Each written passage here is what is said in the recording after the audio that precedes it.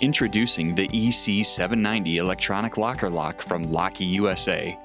The EC-790 is easy to install and even easier to use.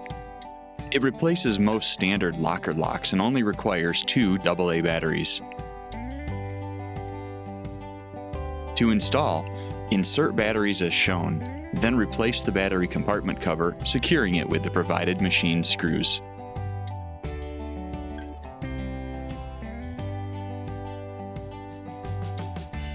Remove the current lock from the locker door.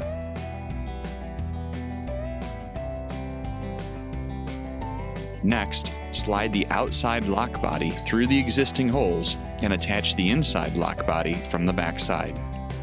Secure the inside lock body with the 2 hex nuts. Before closing the door, test the operation of your new lock. Enter your 4-digit code to open the lock. The LED light counts down for 4 to 5 seconds.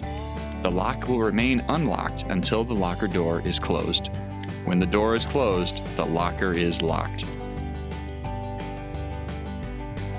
For further information about the EC-790 and the rest of the electronic cabinet and locker series from LockeyUSA, please visit www.LockeyUSA.com.